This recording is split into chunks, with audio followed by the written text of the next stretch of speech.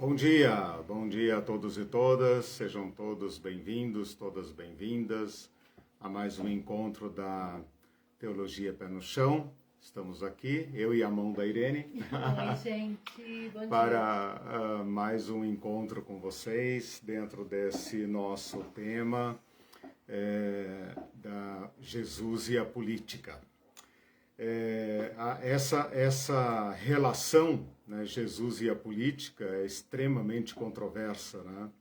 Ou Jesus é usado como um eleitor, ou Jesus é usado como um ideólogo, né, dos poderes que nos oprimem, ou então Jesus é banido para o céu, né, para os assuntos celestiais que não tem nenhuma relação com a nossa vida prática nesse mundo, como se esse mundo fosse apenas um ensaio, uma preparação para uma outra vida que de fato importa.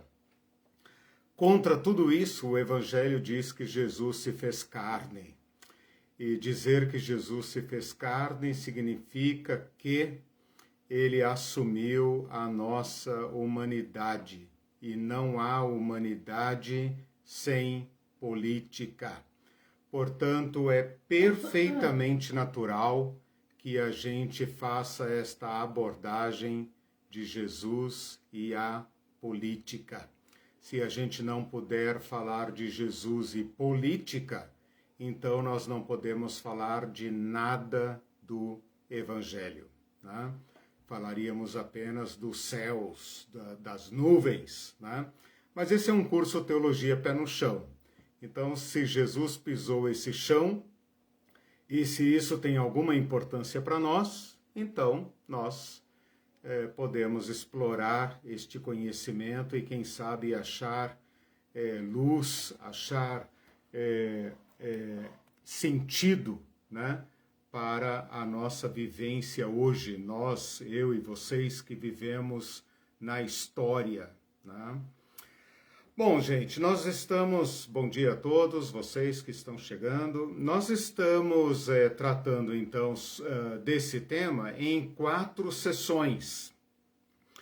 Uma sessão em que eu exploro o poder, aquele poder que, de fato, exerce a dominação de uma sociedade. Então, esse é o primeiro bloco que nós estaremos concluindo na semana que vem. Serão 6 aulas, né? Hoje é a aula 5. Na próxima sessão do curso, eu quero mostrar aquele poder, as esferas de poder, que se associam a esse poder dominante, dominador, para tornar a dominação mais eficiente ainda. E normalmente esse tipo de poder, esse poder cooperativo, né? Cooperativo com um poder opressor, que eu chamo de condominação ou sob dominação, ele é exercido pelas elites locais. E isso não muda. Todo o império se apropria de elites locais para que sua dominação seja mais eficiente. Na terceira sessão, nós vamos tratar do povo. Não um povo sem poder, porque isso não existe, mas das reações do povo a essa dominação, né? E então nós vamos tratar desde aquelas reações mais resignadas até aquelas reações mais violentas. Na quarta sessão, então, depois de termos feito todo esse levantamento do mundo de Jesus, nós queremos nos dedicar especificamente ao papel de Jesus, ao jogo, entre aspas, né, de Jesus dentro dessas relações. Por exemplo, quando a gente fala que Jesus, ou melhor dizendo, né, que José era um carpinteiro, nós estamos fazendo um pequeno recorte do José ligado a um mundo de trabalho. Quando nós dizemos que os discípulos eram pescadores, eles não pescavam como nós pescamos no fim de semana, né? Por diversão. Não, eles exerciam uma função econômica, e essa função econômica tinha desdobramentos, né? Ela era comercializada, ela era tributada, ela era transportada, ela era comprada em outros mercados. Então, cada um desses retratos nos mostra um pouco, né, do mundo de Jesus. Bom, voltando então à primeira sessão do curso onde nós estamos, nós dividimos essa sessão em subsistemas para podermos então fazer uma análise um pouco mais detalhada, um pouco mais atenta. Nós estudamos o subsistema político, o subsistema jurídico, o subsistema fiscal, né? O subsistema, faltou uma aqui, né? Militar, político, militar, jurídico, fiscal, isso. E hoje, então, vamos pegar um outro enfoque, que é o enfoque socioeconômico. E na próxima semana, então, terminamos um rápido levantamento, né? Um levantamento razoável, deste primeiro poder invasor, esse que concentra os maiores instrumentos, os mais importantes instrumentos de dominação, de exploração de um povo.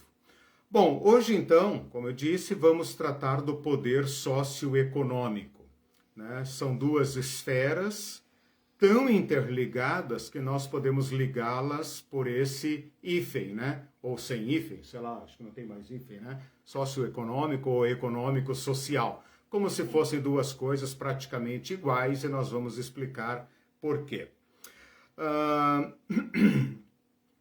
Quando nós falamos de social e econômico, isso virou um clichê assim, tão, sabe que quando a gente cria clichês, a gente já não ouve mais, né? A gente ouve e praticamente subentende e nem sempre de fato entende, né? Então vamos pensar um pouquinho sobre o que seria esse poder socioeconômico, poder social e poder econômico. Vamos pensar um pouco sobre o que é social, sociedade. É interessante que o social, né, tem tantas aplicações essa palavra, né? Mas social vem de sócio, que a gente conhece muito bem no mundo comercial, econômico, no mundo dos negócios, né? Fulano tem um sócio. Eu tenho esse negócio em sociedade com fulano. Eu e 3 amigos, sei lá quem, fizemos uma sociedade. Então, a palavra sociedade, ela indica esta associação, esta ligação, esta união entre pessoas. Por isso, nós podemos dizer que uma empresa é uma sociedade, mas também podemos falar a sociedade brasileira, a sociedade paranaense, a sociedade sul-americana, a sociedade norte-americana, a sociedade. O que nós queremos dizer com isso? Lá na base desse conceito está a ideia de pessoas associadas. Então, uma sociedade é uma grande associação, né? Uma associação da qual a gente pouco escolhe participar, né? Porque ninguém nasce sozinho, né? Você já nasce como fruto de uma sociedade, né? Papai e mamãe fizeram uma sociedade, né? Então, todo ser humano é um ser social e você já nasce dentro de uma família. E essa família vai estabelecendo relações sociais com outras, né? E então isso vai crescendo e vai se tornando uma sociedade, uma grande família humana. Então essa é a ideia de sociedade. Associações múltiplas, diversas, que acaba compondo um povo, né? Por exemplo, o povo brasileiro, né? Por mais gigantesco que seja esse país, em algum aspecto nós estamos todos amarrados, né? Unidos, sob interesses comuns, né? Por mais que sejamos um país continental, que tenha o Rio Grande do Sul e Amazonas, Nordeste, Centro-Oeste, etc., De alguma forma, todos nós compomos um todo. Esse todo é a sociedade brasileira, né? Que obrigatoriamente, por escolha ou não escolha, de cada um dos seus componentes, ocupa, né, seu lugar nesta sociedade. Bom, vamos levar isso para o mundo da Bíblia, né? Ou tanto no nosso mundo como no mundo da Bíblia, como em qualquer lugar que você estiver ou que você quiser comparar, analisar, desde uma sociedade primitiva, tribal, clânica, né, até uma sociedade sofisticada como o nosso mundo moderno, o mundo pós-industrial, né, esse mundo altamente tecnológico. Desculpe, não pude deixar agora de lembrar que as redes sociais se chamam sociais, né? Criando novas associações, né? Então veja como esse conceito ele é tão primitivo, tão básico, mas ele chega, digamos, às maiores complexidades, né? A pergunta que nós queremos fazer hoje é como estas relações sociais podem se tornar um sistema de opressão, de dominação.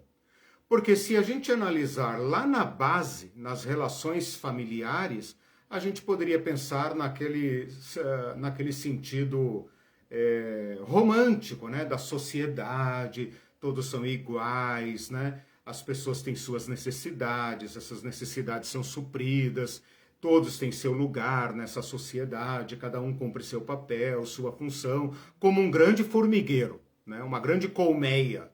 E a gente sabe, muito cedo na vida, que não é assim que essas coisas funcionam. Que essas relações sociais são organizadas de uma tal forma que elas privilegiam uma pequena parte da sociedade, né, e excluem ou exploram a maior parte dessa sociedade. E então as relações sociais passam a funcionar como um sistema de opressão, de dominação, de exploração, ok? Bom, o outro nome do tema desta aula, que é economia, vamos pensar também um pouco sobre o que é economia, né? E por que é que nós podemos tratar de sociedade e economia quase que numa mesma palavra, né? Socioeconômico, econômico-social, né? Bom, a palavra economia é uma palavra grega, a palavra social, sócio, é uma palavra latina, significa companheiro, né?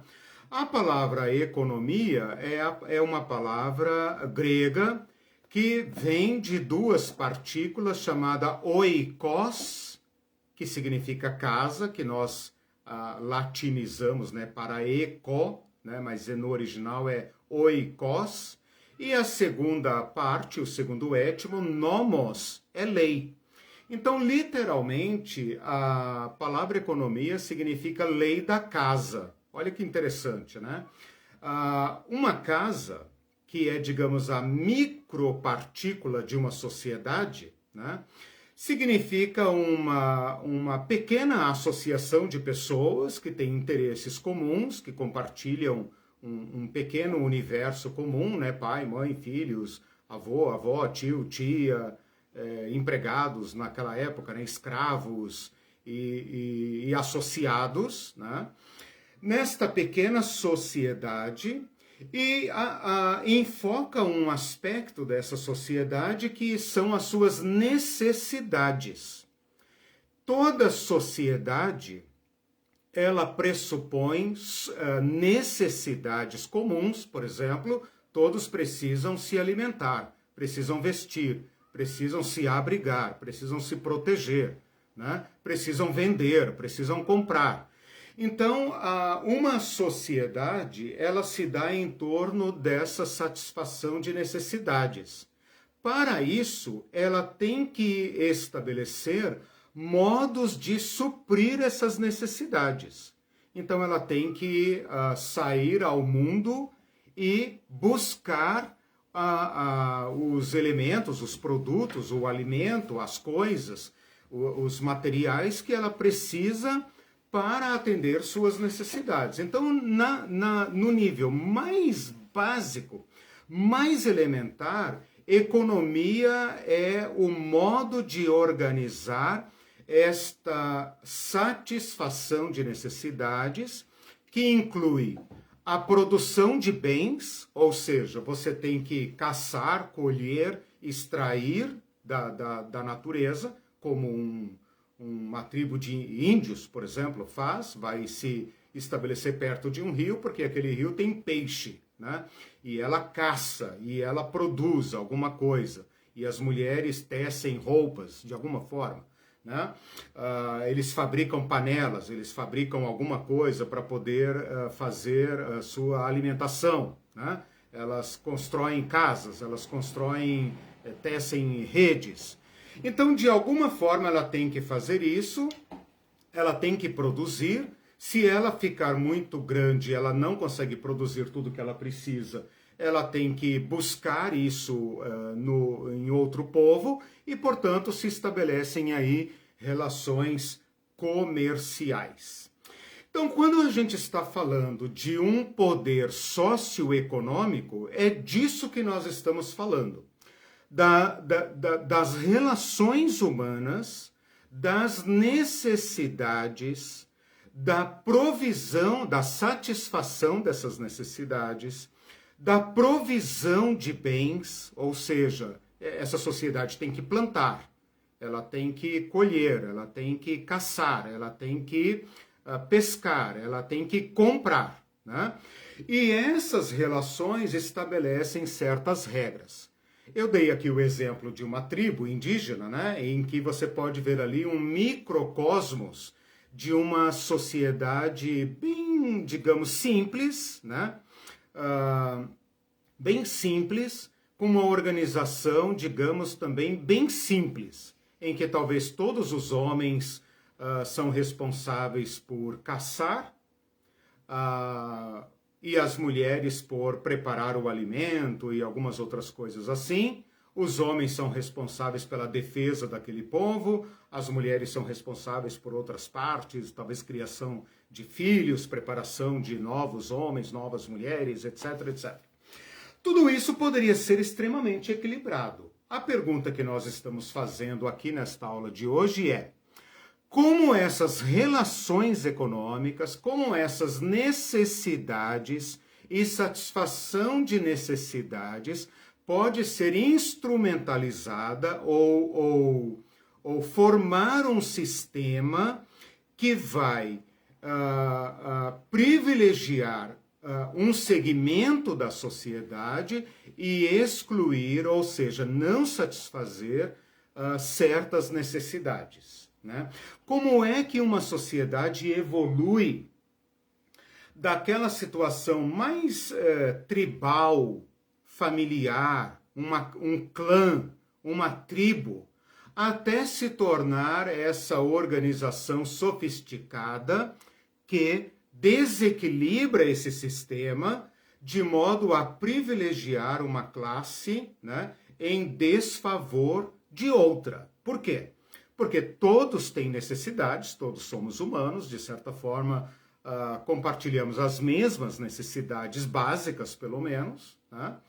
E precisamos prover estas necessidades, né? Nem sempre isso é fácil, obviamente. Um povo que vive num lugar que não tem terra fértil, ou que não tem água para todos, ou que não tem o controle de certas técnicas, vai ter maior dificuldade. Um povo que tem terras melhores, abundância de água, outros benefícios, né, ao relevo, etc, etc, e habilidades técnicas, controle de certas forças da natureza, como, por exemplo, represar água, alguma coisa assim, vai ter maior facilidade de satisfazer suas necessidades.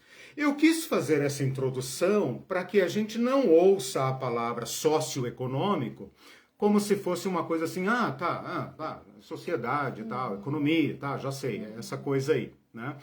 E levar estes conceitos, que não são modernos, porque eu fiz questão de partir da definição mais básica, né, da sociologia, da economia, mais básica. Por quê? Porque nós podemos aplicar esses conceitos básicos a qualquer sociedade. E embora o texto bíblico não fale em sociedade e em economia, talvez não nos dê muitos elementos para analisar, nós vamos levar esta análise para dentro do mundo bíblico e vamos agora, então, fechar o nosso foco em torno de Jesus Cristo e do mundo de Jesus Cristo sob o Império Romano, para ver como se davam as relações sociais e as relações econômicas do mundo de Jesus. E como Jesus está, como eu falei, obrigatoriamente relacionado a um estado de relações sociais e a um estado de relações econômicas. E que Jesus não era um anjo que flutuava sobre a poeira da Galileia, ou que transfigurava o seu rosto e andava sobre as águas como se fosse um espírito. Mas que Jesus e a família de Jesus e os discípulos de Jesus tinham que lidar com estas relações sociais desiguais e com essas relações econômicas extremamente desfavoráveis, das quais ele não pode se abstrair. Então, quando a gente fala que José e Maria, que José era carpinteiro, Jesus provavelmente foi carpinteiro durante uma parte da sua vida, nós estamos falando de relações sociais e econômicas. Que ele produzia bens de madeira, né, para satisfazer as necessidades de outras famílias que precisavam desses instrumentos, por exemplo, para arar o seu campo. E arar esse campo não era apenas para produzir ali um feijãozinho, umas galinhas, para as crianças. Não, era porque ele tinha que produzir uma certa quantidade de bens. Por quê? Porque o poder político iria fiscalizar aquela produção dele. E o poder fiscal, que eu falei na aula passada, iria passar lá na época da colheita para tomar a parte dele. Então é um entranhado de relações sociais e econômicas que estão em cada palavra do Evangelho. Se você ainda não tinha visto assim, não tinha pensado assim, eu te convido então a olhar as mesmas páginas do Evangelho. Esse mesmo Evangelho, não é outro, não é o Evangelho social, o Evangelho comunista, o Evangelho da teologia da libertação. Não!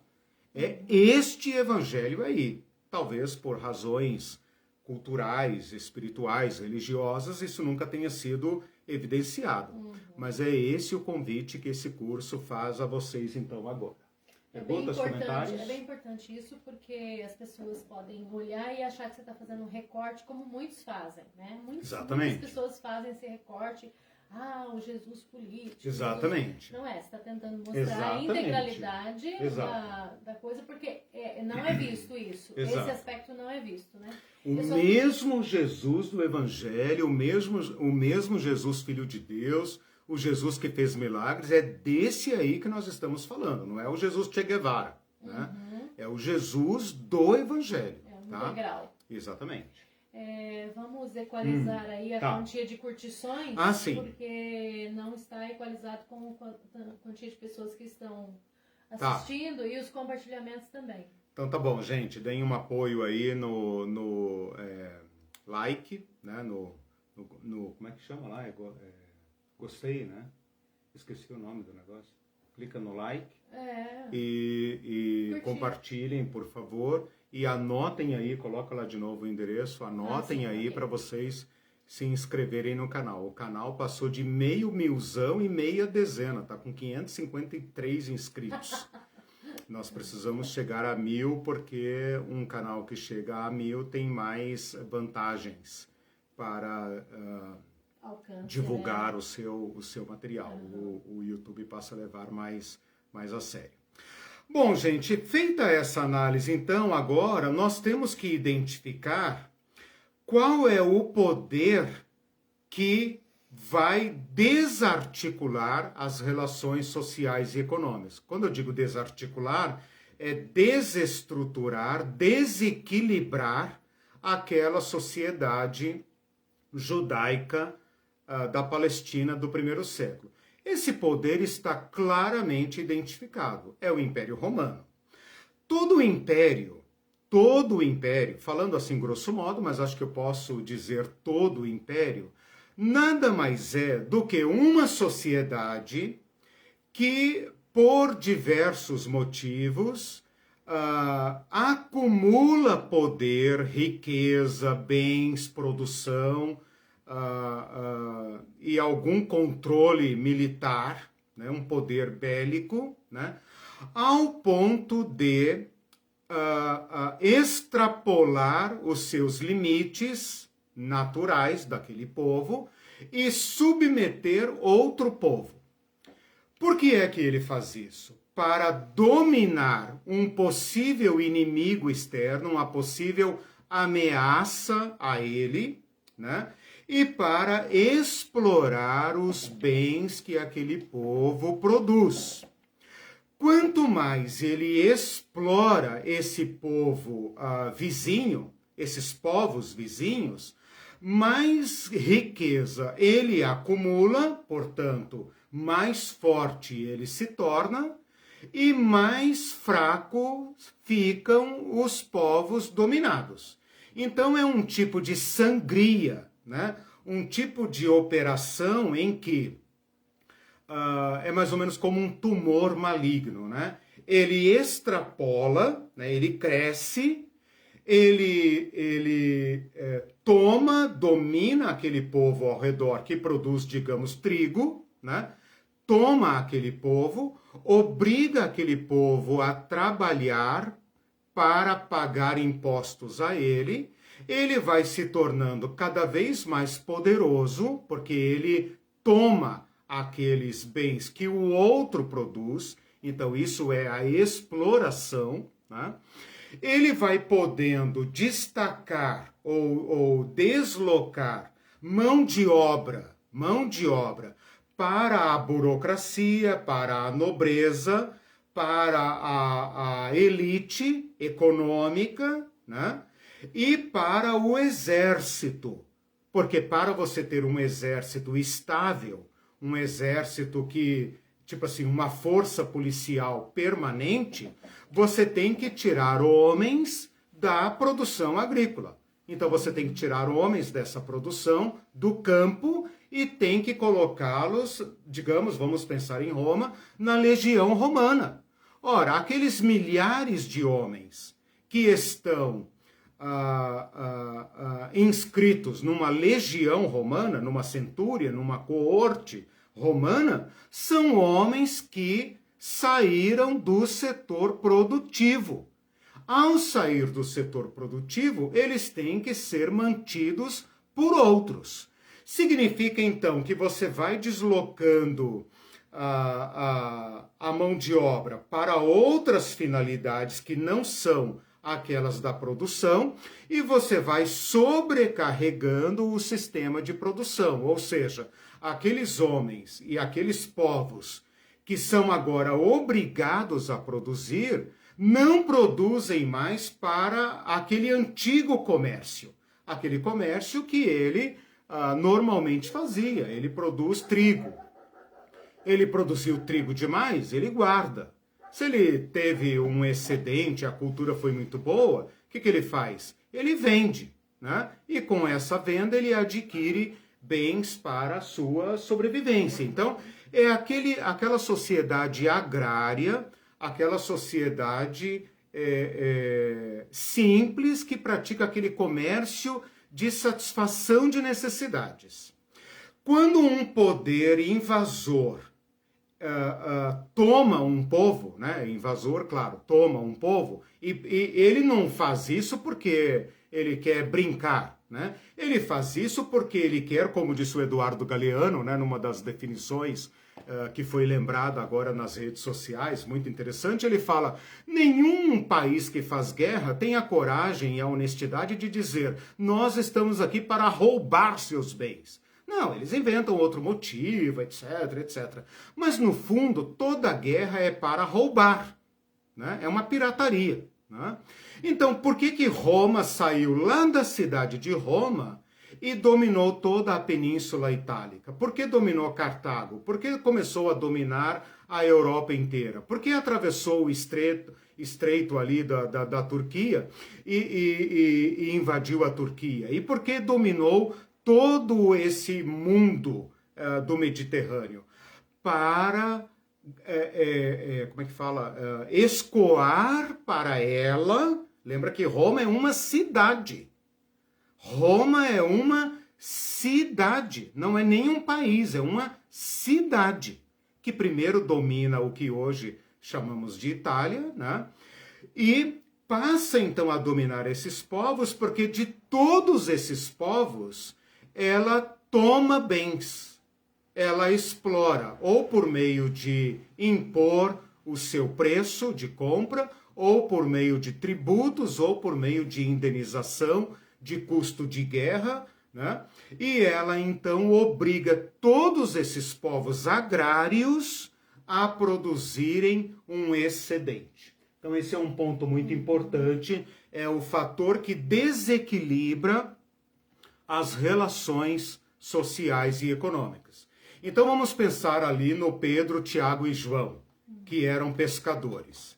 Antigamente, ou digamos assim, em outro mundo, o Tiago e o João e o Pedro poderiam produzir peixes apenas para a satisfação das suas necessidades. Se a pesca tinha sido boa, muito boa, repartia com a família toda, ou vendia o excedente lá no mercado, em troca de peixes, comprava farinha, comprava alguma coisa. Agora, com o poder imperial romano, lembra da aula passada, tributando a pescaria, o comércio, o uso do porto, a circulação de mercadorias, o que Pedro, Tiago e João têm que fazer? Tem que pescar muito mais para tirar o mínimo possível para a subsistência da família, para entregar grande parte da produção para Roma ou para aquela burocracia herodiana que dominava ali o norte da Palestina. Esta produção de excedente, presta bem atenção nisso, porque aqui está o X da questão. Parece que eu estou dando aula de economia, parece que eu estou falando da mais-valia de Marx, né? Mas presta muita atenção nisso. Roma não está ali para dizer assim: oi, cheguei, fiquem em paz, tá? Não quero nada não, estou só olhando. Não, ela chegou ali porque ela tem uma máquina de guerra, uma máquina da burocracia, e ela agora precisa tributar todas as atividades econômicas para sangrar esses povos, para impedir que esses povos se rebelem e para satisfazer suas necessidades e deixar esse povo com o mínimo necessário para comer. Vamos pensar lá no chefe do pequeno sítio da família, que era a herança da lei de Moisés, e etc, etc, que lá no jubileu eles devolviam a terra para o cara, e etc, etc. Sabe daquela coisa? Eu expliquei lá no curso de Teologia da Generosidade, né? Toda aquela mentalidade da lei de Moisés, cada um tem o seu campo, cada um produz para si, Deus abençoe os seus animais, Deus abençoe a sua terra, para que vocês produzam e sejam fartos e sejam ricos e tenham muitos filhos e prosperem. Toda esta lógica obrigatoriamente obrigatoriamente vai exercer uma pressão insuportável sobre esta sociedade solidária, sobre essa sociedade cooperativista, sobre essa sociedade baseada em laços de família, em aliança com Yahvé, que protege o órfão, o pobre e a viúva, e que estabelece apenas 10% para que eles, então, distribuam os bens e não haja pobre entre vós. Toda esta lógica é colapsada, é levada ao extremo e em seu lugar é estabelecida uma lógica, a lógica imperialista. Porque a partir do momento que este poder invade esta sociedade, ele desequilibra, ele desestrutura, ele fragmenta toda esta lógica da lei de Moisés. Por quê? Porque agora cada hominho, cada família vai ter que redobrar seus esforços para entregar 30, 40, 50% da sua produção para Roma e para garantir a subsistência da sua família. Por quê? Porque agora, meu irmão e minha irmã, ou ele se dá bem, ou ele se alia aos poderosos, aos exploradores, para se garantir, para se dar bem, ou então ele vai descendo o poço. Sabe o filme do Poço? O documentário, né? Ele vai caindo na escala social. Primeiro ele se endivida, depois ele perde a sua terra. Depois ele vai trabalhar para pagar dívidas. Depois a lei de Moisés mal interpretada, deturpada pela elite judaica, sacerdotal, vai arrumar jeitinhos para que os credores possam tomar os bens sem ter que devolver na época do jubileu. Falei sobre isso no curso de Teologia da Generosidade, né? Ele vai sendo jogado na miséria. No final, ele vai ser um trabalhador braçal, como aquele que Jesus fala, né? Um homem saiu para contratar trabalhadores, lá em Mateus 20. Saiu para contratar trabalhadores e achou pessoas no campo, na praça, né? Quem eram esses homens que estavam na praça? Cadê suas propriedades? Cadê seus campos? Eles estão na praça, né? Existe um excesso de mão de obra e existe baixa demanda de trabalho. E o homem vai lá e vai contratando. Ninguém vos contratou? Não, senhor. Então vão lá para o meu campo, depois eu pago lá o que for e tal. Ainda é um agricultor, um senhor, né, um proprietário, né, que ainda tem uma certa solidariedade, porque ele fala, vou contratar para que vocês tenham pelo menos o que levar para casa, né? Mas se isso for levado ao extremo, esses homens vão cair ou na mendicância, né, ou vão cair na violência, vão aderir aos grupos de guerrilheiros, vão fugir para as montanhas e vão se tornar assaltantes e guerrilheiros que estão ali para tornar a dominação romana muito difícil. Então, o que eu quis falar até agora, que é extremamente importante, que você tem que entender como você entende o Evangelho. Não tem como entender o Evangelho sem ter como pano de fundo este poder imperial explorador, que força a estrutura econômica da Palestina, que é pobre, a uma sobreprodução, ou seja, quem produzia 10 agora tem que produzir 20. Quem produzia 10 agora tem que produzir 15. Tem que produzir em excesso. E esta lógica vai romper completamente a lógica da lei de Moisés. Por quê? Se eu te ajudar, meu compadre, se eu te ajudar, eu não tenho como dar conta da minha família. Então, cara, se vira.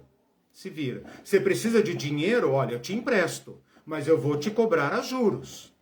E fique sabendo que se você alegar a lei de Moisés, eu vou levar o teu caso na sinagoga. Então, meus irmãos, esta máquina de exploração vai produzindo pobreza no campo. Todo mundo vive no campo. Pobreza no campo. Vai produzindo a riqueza de Roma.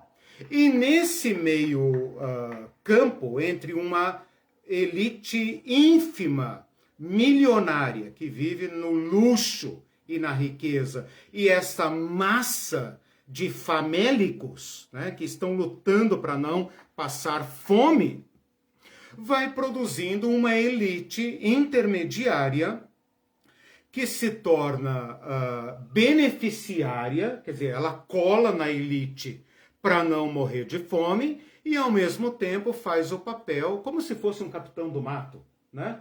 Ela faz aquele papel de aderir aos poderosos para se preservar e, ao mesmo tempo, deixar que a ralé se ferre, né? É interessante pensar nisso. Eu vou dar uma paradinha aqui, mas como eu sou viciado em palavras, né? A gente hoje fala exploração econômica, né? Exploração e tal. Não no sentido apenas pejorativo, econômico, mas no sentido assim... exploração do campo, exploração de minérios, explorar minérios, né? A palavra explorar é extrair lágrimas. Olha que legal, né? Implorar é tentar despertar lágrimas no outro para mim. Isso é implorar, né? Porque plorar é a nossa palavra chorar. Plorar, chorar. O PL vira CH, não sei porquê. Por exemplo, pluvial, chuva, né? Pluva, chuva. Então tem diversos lugares em que o PL em português veio do... o PL do latim vira CH em português. Não sei porquê, mas isso acontece muito.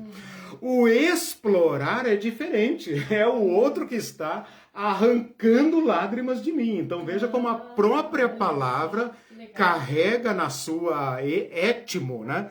Na sua etimologia o desequilíbrio de forças, né? Uma classe que explora a outra, sangra a outra, né? E esta característica de expropriar, ou seja, tomar a propriedade, tomar os bens, é a lógica do império. Todo império faz isso. O de Antonte, o de ontem, o de hoje e o próximo. Sempre. Certo? Por que que a nossa riqueza, nós aqui do Brasil, né, e todos os povos pobres do mundo, porque tudo de bom que produzimos tem que ir para fora? Desde o café, né? Tudo. Nós sempre soubemos que as melhores frutas, a melhor produção, a melhor carne, o melhor café, tudo de melhor tem que ir para fora. E nós ficamos... as riquezas da terra, como pressão agora. Sim, né? Minério, tudo. Né? Como disse o Elon Musk, né, sobre o golpe na Bolívia.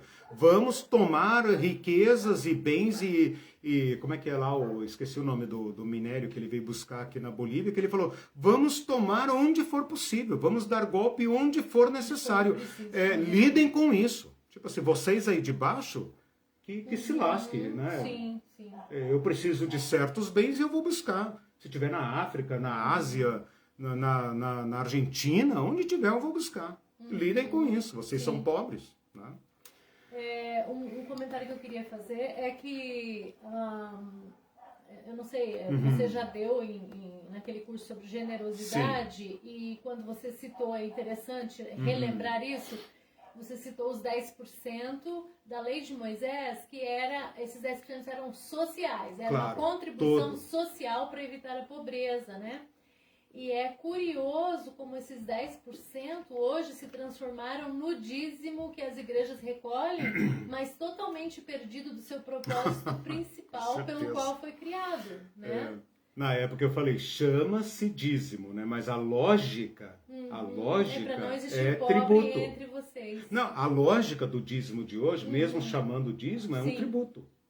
Sim. É um tributo. Sim, mas tinha Claro. Agora ele foi claro transportado, né? Então, isso que eu estou dizendo, hoje nós chamamos de dízimo. Sim, mas sim. a lógica por trás desse dízimo é tributária. É para enriquecer uma certa elite clerical, sim, né? Sim. E explorar, né? Arrancar lágrimas dos que doam. Porque né? é cobrado até dos carrinheiros que frequentam exatamente. a igreja. E aí você tem uma elite, né, que ajuda a divulgar essa ideologia, dizendo que e tal. Aliás, hoje é aplicado a lógica do dízimo das igrejas,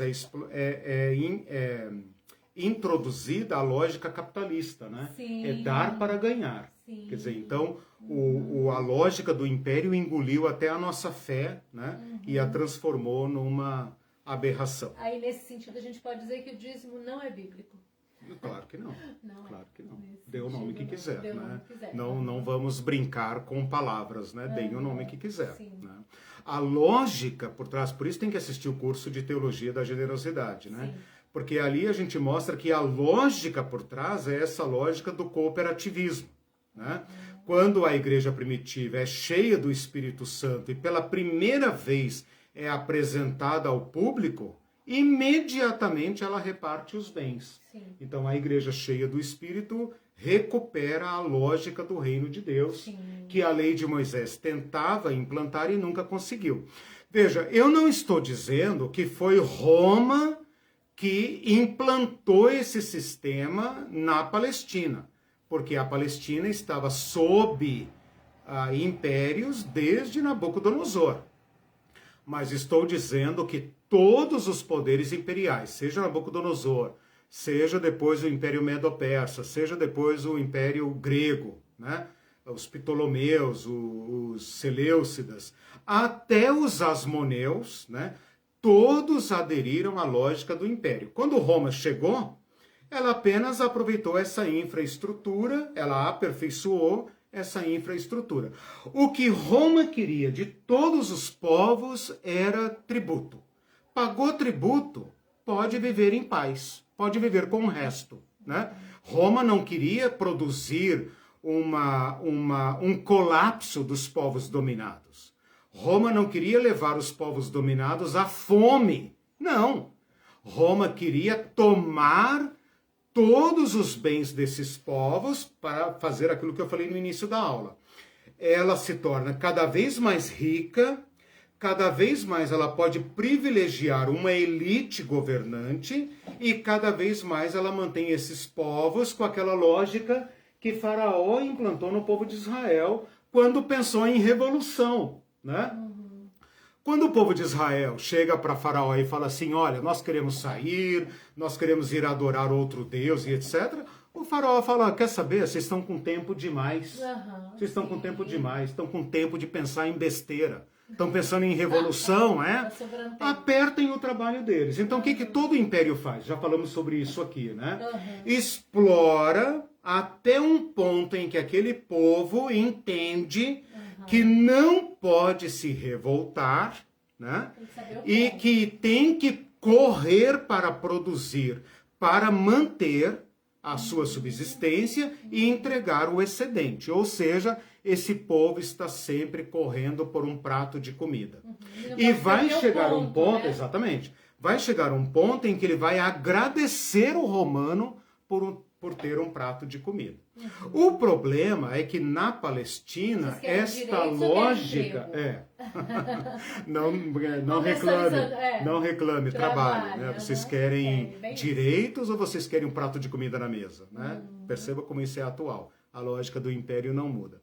Agora, como eu falei na aula passada, falo agora também, é evidente que há na memória do povo judeu uma lembrança da lei de Moisés, né? Esta opressão dos impérios obriga o povo judeu a se refugiar na prática da lei. E isso torna extremamente penoso para os judeus entregar a sua produção.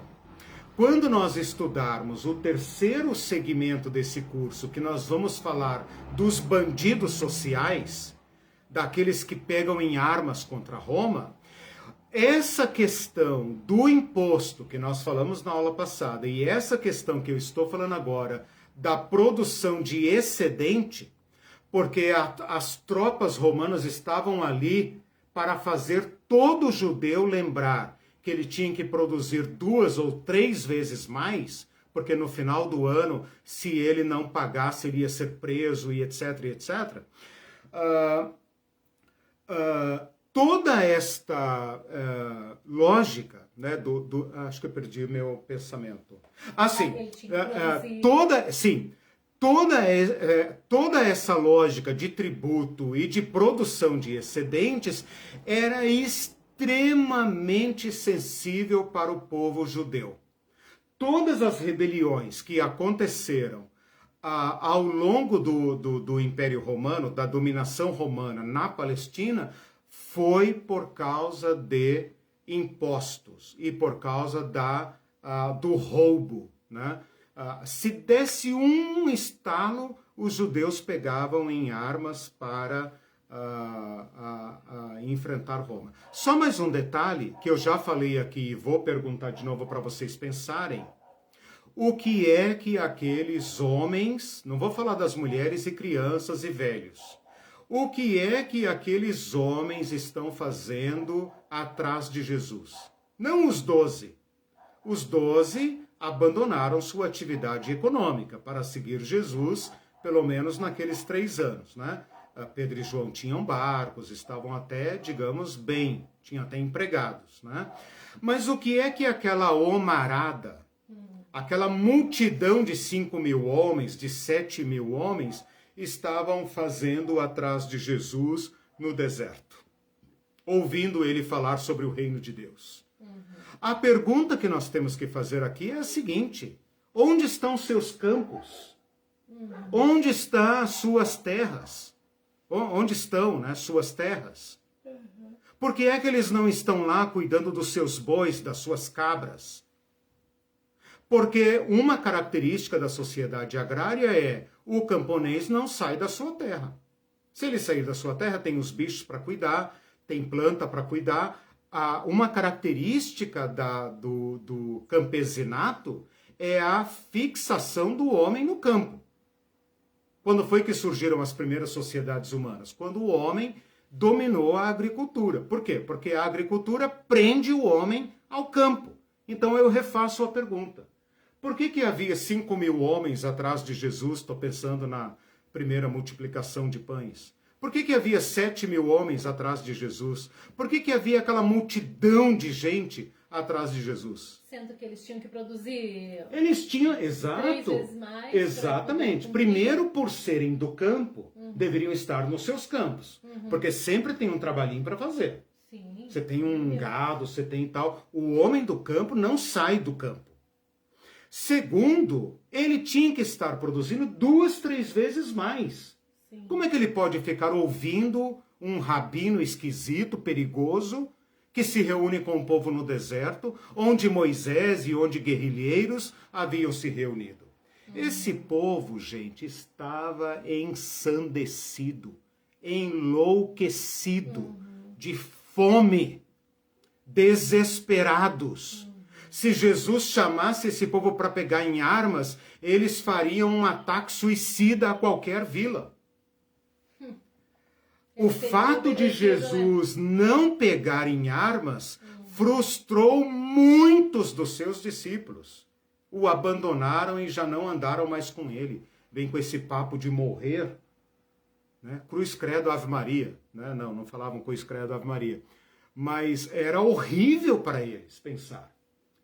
Porque eles estavam cansados de ouvir profetas que diziam: Deus vai nos restaurar. Ora, restaurar é o quê? Restaurar nossa religião? Não! Cada um terá sua terra.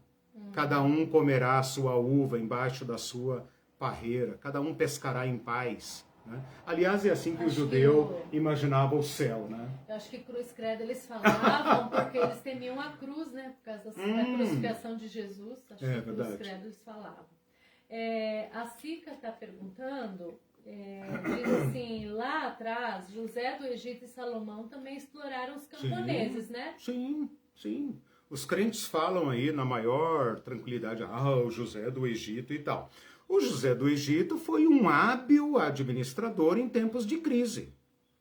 Mas segundo o relato bíblico, quem deu poderes supremos ao faraó, pelo menos ao faraó daquela época, segundo o relato bíblico, foi José. José transformou o Egito num grande feudo. Ele comprou a população do Egito para Faraó. Por quê? Por causa da fome. E 1/5 era 20%, 20%. Né? 20% é muito alto sobre a produção. Claro. Você estrangula o campo. Por que o nosso problema, até a Revolução Industrial, era o campo? Por que a crise do Brasil, até os anos 60, 70, era o campo? Né? Porque a nossa população era rural. Sim. E é o problema do acesso à terra, produção de alimento. Esse é o problema. Né? Então, tudo bem, nós somos urbanos e tal, nós não conseguimos entender muito bem por que existe gente sem terra clamando por terra, né? Nós nem sabemos. Pronto, né?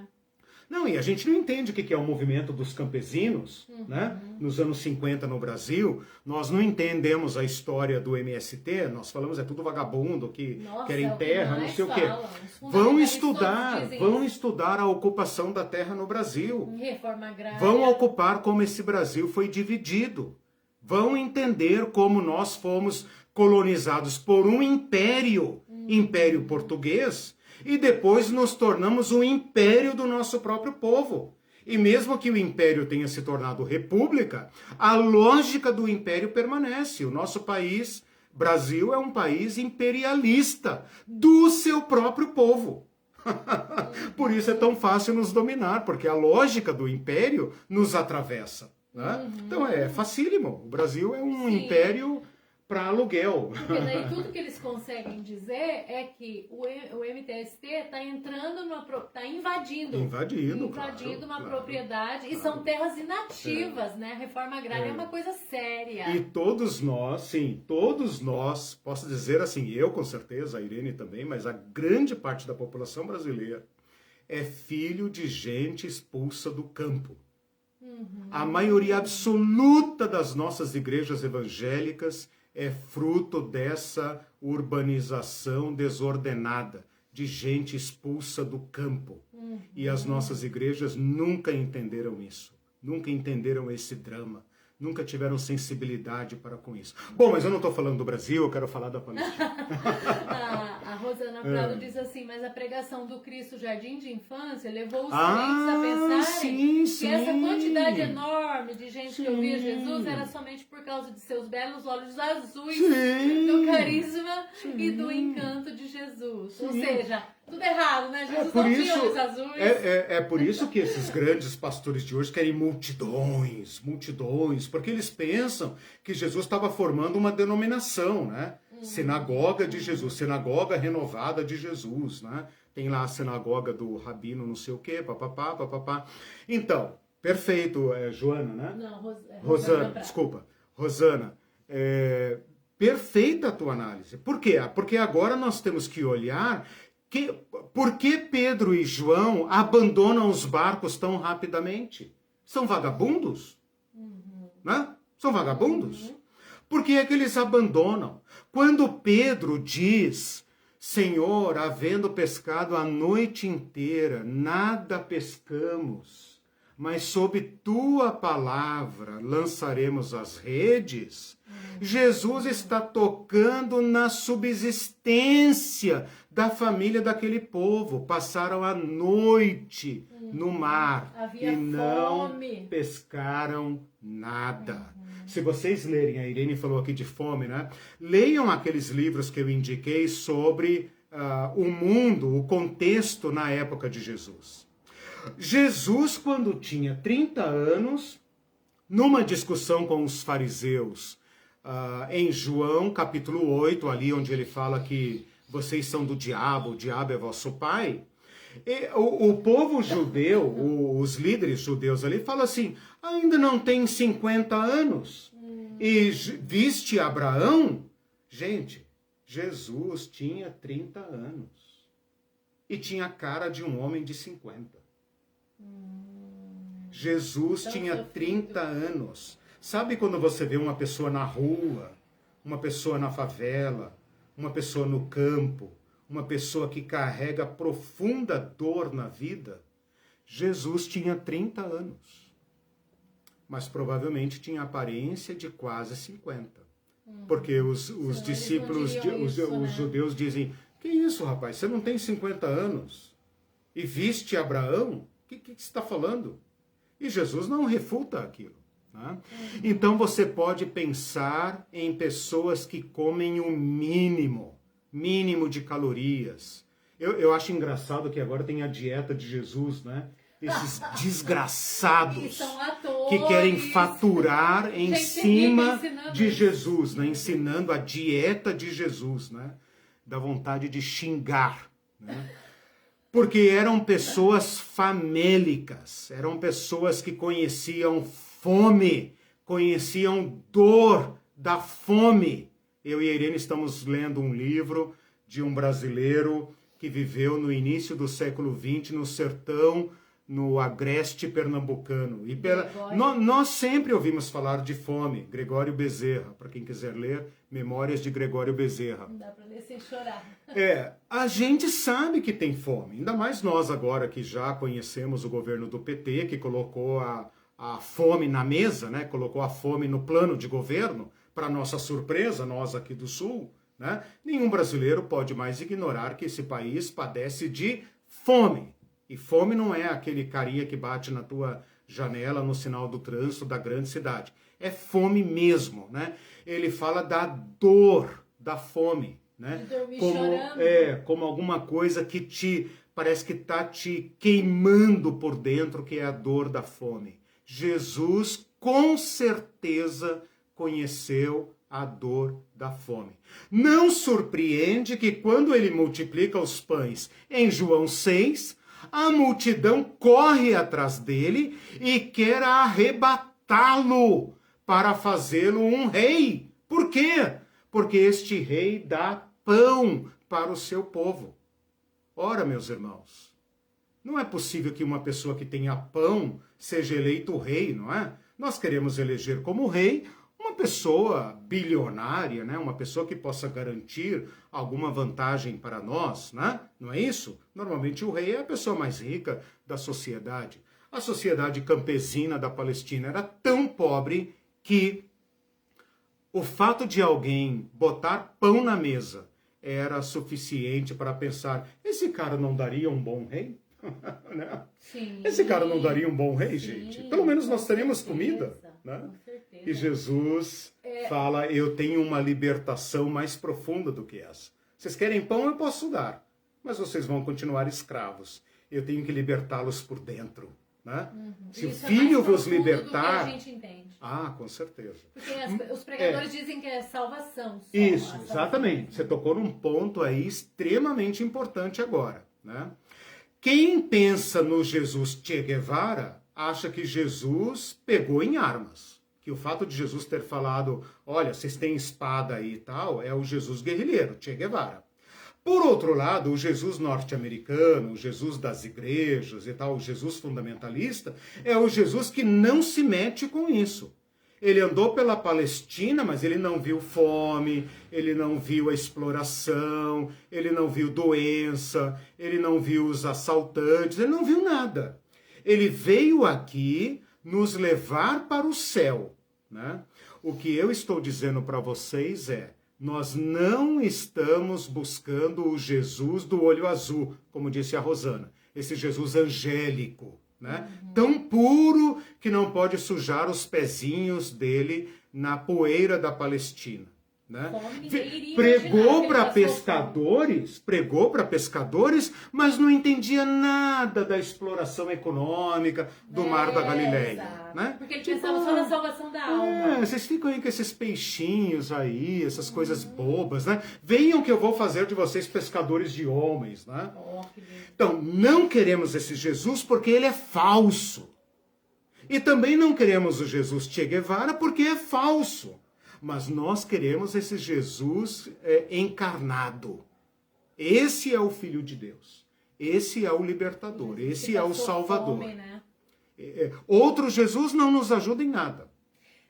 Um Jesus para nos levar ao campo de batalha para morrer é violência sobre violência.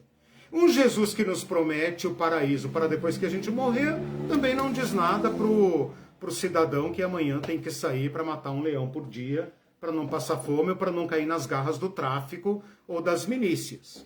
Porque tem que sair amanhã com seu carrinho, buscando papel para até altas horas da noite para poder não morrer de fome. Exploração. Arrancar lágrimas destas pessoas. E depois que elas envelhecem, depois que elas ficam doentes ou deficientes, joga-as fora para que morram. Né? Nem o Império Romano era tão cruel. Falando em exploração, a Odete colocou um comentário que diz assim, hoje estou... Ela está dizendo dela, mas sim, ela é um modelo, ela é professora. Sim. Hoje estou estrangulada pela alíquota de 27,5% do imposto de renda, você também como funcionário público, e mais 14% do fundo previdenciário. Isso. Vontade de pegar em armas cresce diante da exploração do Estado. Exatamente. E ninguém, e às vezes as pessoas não entendem isso como exploração do Estado. E ela não disse aqui sobre o plano de saúde que cresceram enormemente, Sim. Cresceu mais de Veja, de 100%. A lógica, nós falamos do poder fiscal na aula passada, né? A lógica é expropriar. Esse país come 1/3 da nossa renda. Nós não somos investidores como Paulo Guedes, com milhões de dólares lá fora, não somos diretores da Petrobras, né, que administra a Petrobras já pensando em vendê-la e ele vai trabalhar na empresa que vai comprar a Petrobras. Nós não estamos lá nessa pequena elite que é associada ao império que nos explora, né? Que pode ir embora daqui para qualquer lugar do mundo e vai viver como magnata. Não. Nós somos esses que produzimos, temos que nos matar de trabalhar até alta idade, né? E entregar 1/3 da nossa renda para o Estado manter o arroxo em cima de nós, para que nós não sejamos capazes de pensar em libertação, em uma sociedade mais justa, em uma sociedade mais igualitária. Né? Percebam como esta lógica imperialista que o nosso país pratica sobre o seu próprio povo para enriquecer os povos do hemisfério norte, ou a elite do hemisfério norte, né? Percebam como esta lógica é cruel e como ela é horrível, né? Mas como esta lógica desarticula entre nós a lógica do reino de Deus. Como eu vou ajudar outro se o governo já me toma tudo? Como eu vou ajudar outro? Como eu vou repartir? Como eu vou tirar do meu fim de semana se eu já trabalhei horas extras e tudo mais para poder pagar as contas? Como eu vou ser solidário? Cada um por si. Cada um por si. E o que a igreja faz? Aumenta o individualismo. Claro, o egoísmo, claro. Né? O individualismo é fruto do império consumado. Nossa, que frase. Esse individualismo que nós experimentamos hoje, que vai nos levar à loucura completa, à crueldade rasgada e aberta, ao nazismo, ao ódio, é fruto desta lógica consumada. Aquilo que César sonhou, o império hoje está realizando com o pé nas costas. Por isso a Bíblia chama esse sistema de diabólico, anticristão. Pode carregar o nome de Cristo, porque é um falso Cristo. Rivaliza com Cristo, porque Cristo subverte esta lógica, chamando-nos à solidariedade e ao cooperativismo. As igrejas deveriam ser, por excelência, um lugar de vida comunitária alternativa, de economia alternativa, de relações sociais alternativas, para que o mundo visse como nós lidamos com necessidades, que lugar privilegiado nós damos aos mais vulneráveis entre nós, aos idosos, às crianças, aos pobres. Quer saber se uma igreja é de Jesus Cristo? Olhe como ela trata os pobres, os mais frágeis, os mais desvalidos. Se essa igreja não tiver no seu centro os pequeninos do mundo, esta igreja não é a igreja de Cristo. Dê o nome que quiser. Pode chamar de igreja universal, igreja católica, Assembleia de Deus, blá, blá, blá, blá, blá, blá. Pode chamar do que quiser. Não é a igreja de Cristo. Cristo continua chamando de dentro das igrejas pessoas que falam, venham comigo. Abandonem esta lógica imperial e venham comigo. Bom, eu estou demonstrando, claro, eu saí muito aqui do que eu pretendia falar, mas eu espero ter demonstrado como a presença de Roma desequilibra as relações sociais e as relações econômicas. Desequilibrando as relações sociais e as relações econômicas, e quando eu falo de atividades econômicas, eu estou falando de campo, comércio, pescaria, que é 99% da população da Palestina, sociedade agrária, né? Como a presença imperial estrangula essas relações. E estas relações desequilibradas, injustas, cruéis, exploradoras, está em cada página do Evangelho. Transpira do Evangelho. Se isso não está escrito lá, meus irmãos, é porque o povo que viu Jesus, andou com Jesus e leu as primeiras versões, as primeiras cópias do Evangelho, não precisavam disso. Agora, eu e você precisamos. Por quê? Porque, primeiro, nós não estamos no Império Romano.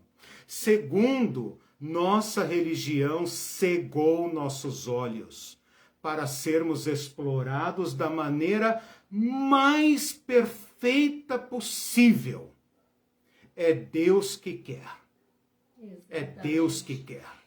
Não se atreva contra os poderes, porque foi Deus que colocou eles lá. Quer crescer na vida? Trabalhe muito. Né? Teve um irmão na nossa igreja, lembra disso? Na nossa ex-igreja. Um irmão que chegou lá e falou assim, eu vou ensinar para vocês o princípio de ficar rico, lembra? Ele veio para aumentar a arrecadação da igreja. Esses gurus que a igreja contrata. Depois esses coaches. Eles começaram a passar cartão no final. Exato. Né? Eles inventaram, eles colocam base bíblica e trazem esse lixo, né, para dentro da igreja. Mas ele veio nos ensinar como ficar rico, irmãos, porque ele era rico, ele era pastor e era rico. Né? Ficou rico, exato, toda a igreja dele era de empresários e tal, porque claro, eles aprenderam como explorar, né? É claro que explorar é fácil, né? Mas a lógica dele era muito simples, você tem que guardar 20% do que você arrecada, porque José não aplicou 20%, então aquilo ali é o princípio de Deus, você guarda 20% do que você arrecada, do que você ganha. Ora, como é que você vai guardar 20% do que você ganha? Aumentando a sua produtividade e a sua exploração, né? E se teu salário não dá para guardar 20%, trabalhe mais. Eu pensei, cara, eu vivi para ver um pastor nos embrenhar no ventre do monstro, da besta imperialista, para nos entranhar mais profundamente ainda dentro da lógica, agora revestida da palavra de Deus, para que nós tenhamos condições de dar roupas finas de presente aos nossos pastores. Qual foi a última vez que você levou o seu pastor, honrou o seu pastor com um jantar num restaurante chique? Qual foi a última vez que você deu uma joia para a esposa do seu pastor? Cara, eu não tive saída. A não ser sair. A não ser sair. Tinha até coreografia, né? Horrível, horrível, horrível. Né? E de lá para cá piorou, obviamente. E vai piorar. Eu espero que você entenda isso. Porque a lógica do império quebrou a lógica da solidariedade. A lógica do império engoliu a religião de Jesus Cristo. E a usa agora como instrumento ideal e excelente de exploração. Aliás, ela própria explora, né? Ela própria aderiu à lógica do império. Então, meus irmãos, nosso problema é muito sério, nós temos muita coisa para fazer. Espero que vocês tenham tido pelo menos uma noção para, a partir daí, lerem o próprio Evangelho com esses olhos socialistas, não socialista no sentido moderno, socialista no sentido bíblico. Social, né? Mesmo. Exato, de preservar relações sociais humanas, em que nós voltemos àquela lógica, né? Em que todos são iguais, são sócios, sociedade, todos têm necessidades e todos produzem para o bem-estar de todos. Bem-vindos ao reino de Deus. Fazendo essa leitura que a gente está fazendo do Gregório Bezerra, uma coisa que me chocou bastante, porque a gente vive tão embrenhado hoje no individualismo que a gente se acostuma com isso, né? E como existia... Você não pode ver o que te explora. Exatamente. E como existia muita fome, que eles choravam, né? Crianças dormiam chorando de fome, pouca água, porque pouco doía alimento, mesmo o estômago, né? E existia coletividade e solidariedade. Existiam os mutirões para construir as coisas, né? Aí, ali nos mutirões, a pessoa, por exemplo, ela tinha um porco, ela matava aquele porco e falava assim, eu vou dar um quarto pro mutirão. Ela vai tirar da boca dela, porque às vezes, gente, eles comiam farinha quando tinha, ficavam felizes. Banana verde, né? Porque não tinham o que comer mesmo. Isso em Pernambuco, né? No sertão de Pernambuco. E as secas e tudo isso. Mas, enfim, eu queria comparar isso com a nossa atitude hoje de individualismo, né? Então, quando a gente tenta voltar... E a igreja engole esse individualismo. E aí, eu fiquei lembrando que o MTST é tão criticado por invadir... MTST é urbano. É urbano. Em prédios, inclusive, que não estão sendo usados também. E o MST nas terras improdutivas, né? Reforma agrária. E eles são acusados, isso é de boca em boca, assim, bandidos, invasores, né? E eu vi um vídeo deles, né, que eles mostravam aquelas pessoas, às vezes, mirradas, magrinhas e tal. Sofridas, porque já passaram fome antes, né? E agora comem bem. E aí eles falam das sementes crioulas, que é semente sem agrotóxico, né? Que é outra luta contra esse império das sementes, que a gente deveria falar um dia, né? E aí produzindo aquilo. E daí tem um detalhe, eles são pobres ainda e eles foram os que mais doaram na pandemia. Eles doaram, ele falou, nós vamos completar 10 mil toneladas aqui desse acampamento. Imagina os outros. Outra ideia, outra lógica, enquanto o capitalismo queima e destrói excesso de produção. Exatamente. Destrói alimento. Então você vê que aí tem a ideia, o retorno, o resgate da ideia da solidariedade e da partilha. Humana. Essas duas palavras, né? Eu achei incrível. E aqui tem um comentário da Marlene que diz assim, recentemente um amigo nosso postou no Facebook uma crítica ao não ir à igreja, afirmando que isso não era bíblico, não ir à igreja. Respondi para ele que igreja, como se faz hoje, também não é bíblico. Exato, exatamente. Né? Ele está falando de quê, né? Exatamente. Usa a palavra de Deus para invisibilizar, né, a associação da igreja com esse sistema explorador. Assim como o dízimo, como é praticado hoje, também não é bíblico. Foi incorporado por essa lógica. A Edlamar diz assim, falando na multiplicação dos pães, parecia apenas um milagre para engrandecer o ministério de Jesus. Mas com esse estudo fica claro a exploração do povo e o quanto eles estavam famintos, e mostra que o amor de Cristo abrange todas as áreas da vida humana. Perfeito. Esse comentário dela me lembrou o seguinte... Porque as mensagens, as pregações dos púlpitos hoje parecem tão vazias, parecem assim, eu digo assim... É para dispersar mesmo. Andando no ar, assim, não tem conexão, uma coisa, não tem conexão, aquela coisa distante, aquela coisa que não é pé no chão, né? É um negócio estranho, né? Mas os pregadores não trazem esse fundo aqui de opressão. Nunca eu vi alguém falar que Jesus deve ter provado a fome. Nunca. Deve ter dormido com dor no estômago, com fome, né?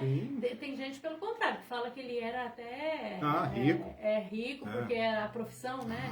É o outro Jesus. Então, né? assim, sem esse contexto real, não dá para extrair, para ir lá e extrair e sair com mensagens realmente que vão modificar a nossa vida, que vão nos fazer refletir sobre a vida real. É verdade. São alienantes, né? Aí depois detestam quando fala que a religião é alienante, né? Bom, gente, eu tinha preparado aqui para falar sobre a divisão de classes. Deixa eu ver... tem mais alguma pergunta, mais algum comentário? Deixa eu só falar aqui rapidamente sobre as classes. Eu sei que classe é uma categoria moderna, né? Mas eu vou aqui me dar o direito de aplicar esta ideia moderna para entendermos como funcionava uma sociedade antiga. Um império como o romano tinha basicamente duas classes sociais, a de cima e a de baixo, né?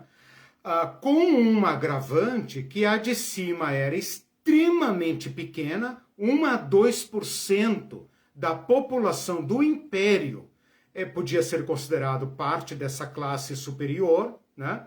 E todas as outras 98 a 99% eram da massa camponesa, porque nós estamos falando de um tempo pré-mercantilista, pré-capitalista, pré-industrial, obviamente. Então, o mundo agrário, né? Esta classe superior era ocupada por 5 categorias. O imperador era uma classe à parte. Ele sozinho era uma divindade, ele era um mundo à parte. Tudo girava em torno dele, né? Os governantes, ou seja, aquela classe que, aliada a César no controle das províncias do império, aqui nós podemos colocar Herodes, né, todo esse staff, né, os senadores romanos, os governantes, então toda essa classe superior que fica junto de César, né, que, portanto, fornece aquele aparato burocrático, né, que também vai comer os bens da nação, porque são pessoas que vão adquirindo terras e vão se mudando para cidades para viver do luxo do império, né?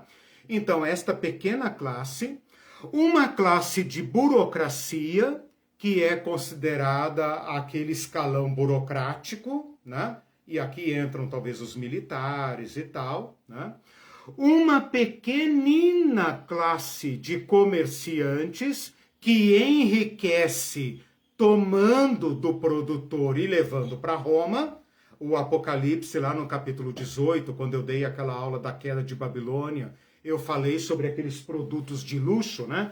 Deixa eu até ler aqui, porque é tão adequado agora. No capítulo 18, versículo 11, 12, fala assim: mercadoria de ouro, prata, pedras preciosas, pérola, linho finíssimo, púrpura, seda, de escarlata, de toda espécie de madeira odorífera, todo gênero de objeto de marfim, toda qualidade de móvel de madeira preciosíssima, de bronze, de ferro, de mármore, canela de cheiro, especiarias, incenso, unguento, bálsamo, vinho, azeite, flor de farinha, trigo, gado, ovelhas, cavalos, carros, escravos e almas humanas. Então esse comércio de luxo, né, produzia uma pequenina elite comercial que lucrava com a exploração, fazendo esse meio de campo, esse atravessador, né? Esse atravessador que até hoje, de certa forma, existe. E também pertence a essa elite de 1 a 2% os sacerdotes. E aqui vocês têm que prestar muita atenção no Anás, no Cafaz e no Satanás, né? Porque eles vão pertencer a essa pequena elite. Esta pequena elite faz o trabalho sujo de ligar Roma às forças produtoras, ou seja, ao homem do campo, às famílias, que são aqueles que de fato produzem a riqueza. Roma produz o quê? Pensa cá comigo. Ela não produz nada, só Roma produz o quê? Dominadas? Nada. É. Roma não produz nada. Ela só tem uma elite para sustentar. Roma é a cidade que explora, rouba, pilha todo o império. O que Roma produz? Vá lá no livro de História Geral, pega a cidade de Roma e pensa o que ela produz. Nada. E é a cidade mais rica do império. Qualquer semelhança é mera coincidência. O que produz a Avenida Paulista? Nada. O que produz a Wall Street? Nada. Isso, nada. Com crise, sem crise, pandemia, sem pandemia, eles estão cada vez mais milionários. Ontem nós ouvimos uma estatística, né, do Fábio Pi, um autor que eu recomendo altamente, Fábio Pi, Pi com Y. Né? Leiam Fábio Pi, que está nos ajudando a entender este momento atual. Ele falou que os 27 bilionários brasileiros ficaram mais ricos durante a pandemia.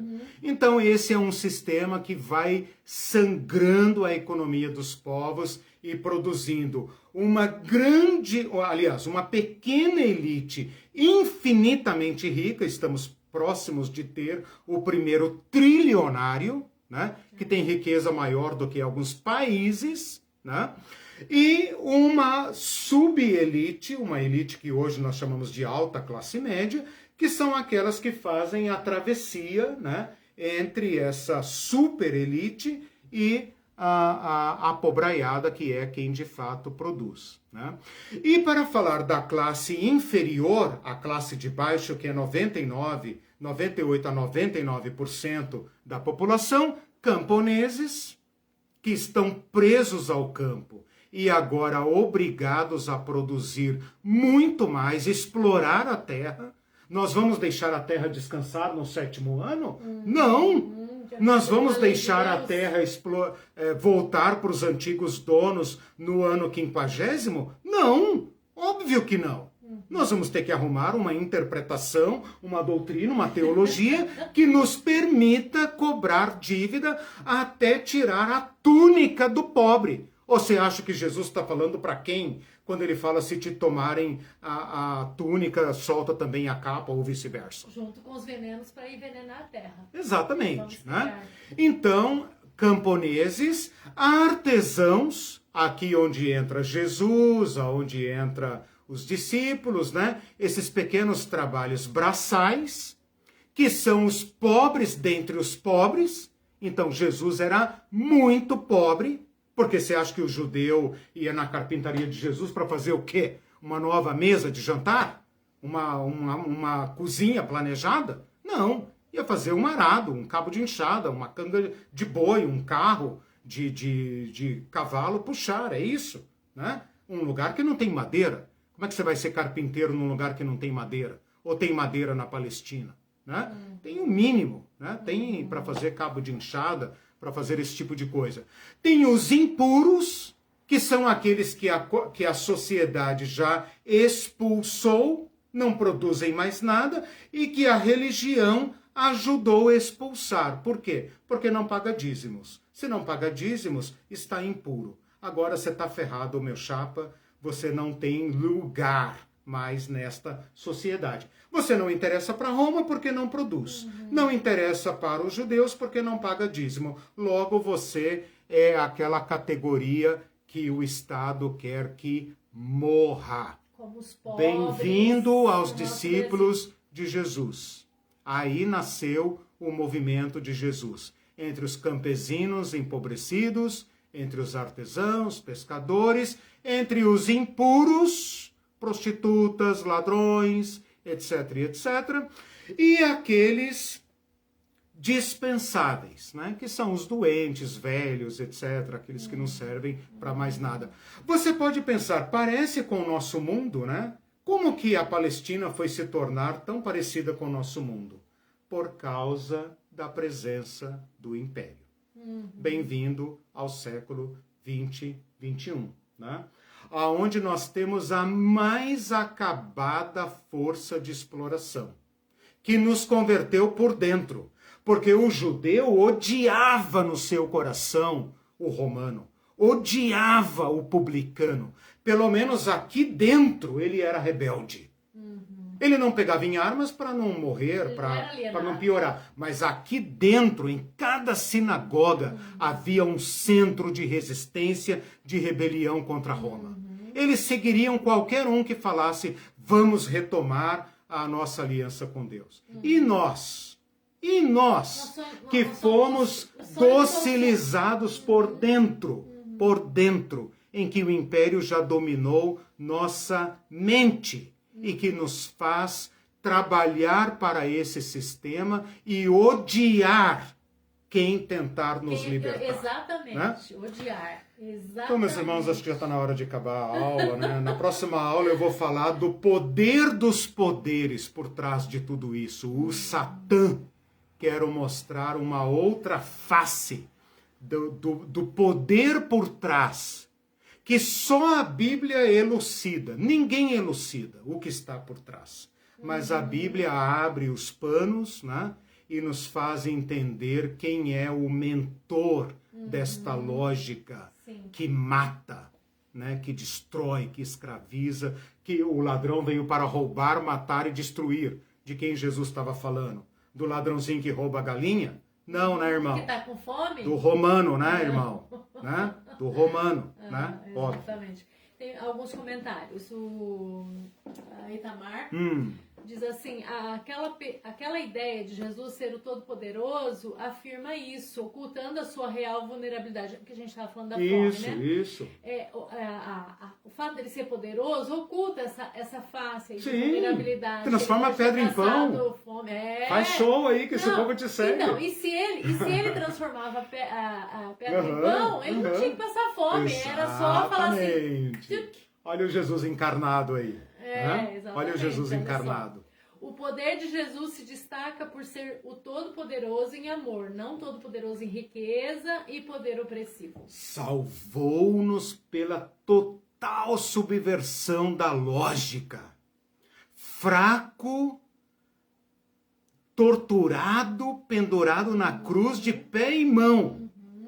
Na sua profunda fraqueza, estilhaçou o Império Romano e vai estilhaçar, destruir todos os impérios. Nós cristãos acreditamos nisso. Né? O Todo-Poderoso, como Itamar está dizendo, na sua total fraqueza, abandonado ao extremo, ali nos salva. Roma não entende isso.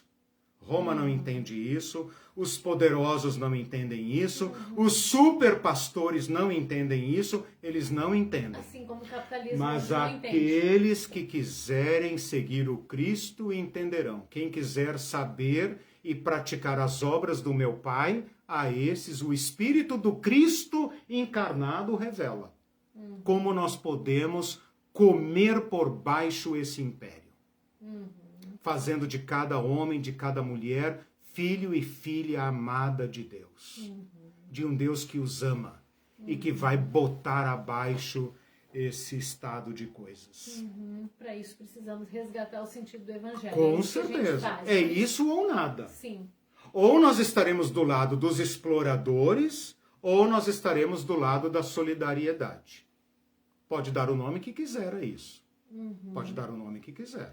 Associação, movimento, não sei do que, pode dar o nome que quiser. Ou nós estamos do lado da exploração, servindo Mamon, ou nós estamos do lado do reino de Deus, atendendo, acolhendo, resgatando a imagem de Deus em cada homem, em cada mulher. Onde isso tem que começar? No mais fraco dentre nós. Mas fala isso para as igrejas, eles te matam. Por isso que a gente está aqui todo domingo. Fala em pobre na igreja para você ver. Por isso que a gente está aqui todo domingo, às vezes na sexta, para fazer essa parte de resgate do Evangelho. E cada um encontra o seu lugar nessa missão. Na medida em que nós mesmos nos resgatamos. Porque nós também fomos gerados no útero desse monstro. Sim. Só a gente sabe que teve que fazer para... E o Cristo nos libertando. Para sair desse ambiente, né? Por isso é tão importante o compartilhamento, gente. Tão importante assim Isso, divulguem. Esse alcance, né? Importante. Porque vocês não vão ter isso em qualquer lugar. Ganhar dinheiro, A gente tem ouvido relatos de pessoas dizendo: nunca na minha vida ouvi o Evangelho dessa forma. Então, aproveitem isso, divulguem, compartilhem, assistam de novo, para que Cristo nos também, esclareça. Isso. O Elton diz assim, na minha opinião, o discurso ancorado nas ideias de resiliência e empreendedorismo, como está sendo usado pelo sistema capitalista hoje dentro das empresas, é uma forma das empresas e das igrejas, é uma forma das formas mais cruéis de exploração. Penso isso porque resiliência virou justificativa para todo tipo de constrangimento, abuso e negação de direitos trabalhistas. E o empreendedorismo tornou-se uma imposição do egoísmo e desculpa para a desonestidade. Ou seja, temos que ter sucesso financeiro e para isso todos têm de ser empresários e bem-sucedidos. Isso! Aí transforma... É a religião capitalista. Transforma o Uber em empreendedorismo. Exatamente. O cara que tá de bike, né? Tá de bike lá com a mochila do iFood, né? Sofrendo pra caramba, o empresário. Exatamente. Né? Se você não tá provendo, a culpa é tua, né? Assistam Jun Mo-sung e Alan Coelho no canal deles. Depois eu vou colocar ali, falando sobre capitalismo e religião. Teologia e capitalismo. Para vocês entenderem como o capitalismo é uma religião. E tem que ser entendido, só pode ser bem compreendido como religião.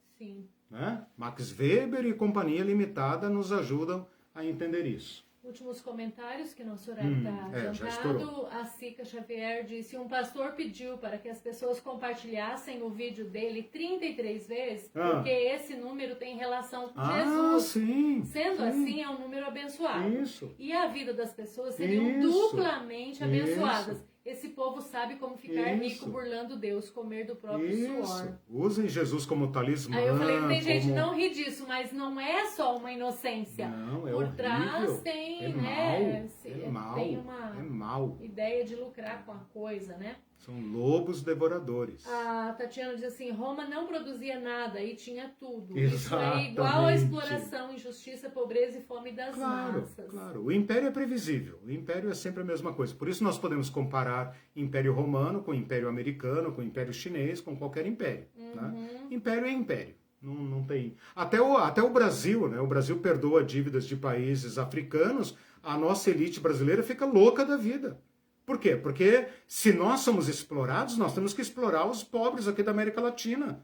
Né? Temos que explorar a Bolívia, Peru, Venezuela, temos que explorar a África. Ora, os BRICS são para quê? Né? Se não for para explorar o hemisfério sul, em sociedade com o povo de cima.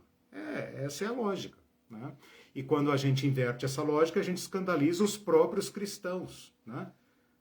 Quando Jesus fala, perdoa-nos as nossas dívidas, ele não falou pecado. Você que diz, perdoa os nossos pecados. Ele falou dívida. Assim como nós perdoamos os nossos devedores. É outra lógica. Né? Ok? Não, tem últimos comentários. Agora você não fala nada, vou ler só os últimos comentários. A Marlene diz assim, eu nunca me converti desde pequenininha. Carrego Barrabás dentro de mim. Vamos resolver isso na terceira sessão do curso. Aí, vamos mostrar como Jesus é superior a Barrabás. A Sica diz assim, graças a Deus, na verdade, eu não aguentava mais esse Deus da religião. Eu não conseguia ficar na igreja e já não mais estava gostando do Deus que eles nos apresentaram. Obrigada pela disponibilidade de nos ajudar a seguir com a verdade. Exatamente. Derrubar este ídolo, né? E adorar o verdadeiro Deus. Sim. Isso é o resgate que eu faço. Às vezes o nosso ateísmo é contra o Deus que estão nos apresentando. É um ídolo. Que é o ópio do povo. Vamos conhecer o Jesus verdadeiro. Eu estou tentando apresentá-lo para vocês. Sim, a Irisane diz assim, amém, que aula maravilhosa. Estou viciada nessas aulas. Opa! E a Tatiana diz, eu partilhei um monte hoje dessa aula. Que ótimo, né? Legal. E calma, tem mais um. A Rosana diz assim, obrigada, Eliseu e Irene. Os cursos e aulas de teologia pé no chão têm sido tão esclarecedores, tão iluminadores. Fico feliz. Parece mesmo que o véu de anos de pregações equivocadas, contaminadas e cheia de viés que ouvi toda uma vida é finalmente levantado do meu rosto. Graças que lindo isso. A Deus. Obrigado. Achei lindo esse comentário dela. Obrigado. Gente, eu só queria falar antes de terminar sobre a bateria aqui, vai. Sobre as estrelas, que a gente não entendeu o que eram essas estrelas. Agora eu entendi que são estrelas que ajudam o canal. Isso, manda estrelinha. Aí, vocês, para ajudar o canal, porque o Eliseu gasta muito tempo estudando, né? Precisa de tempo, então vocês podem mandar estrelas, tá bom? Gente, uma boa semana para vocês. Deus abençoe a todos. Nos vemos domingo. Tchau. Beijo. Tchau, tchau.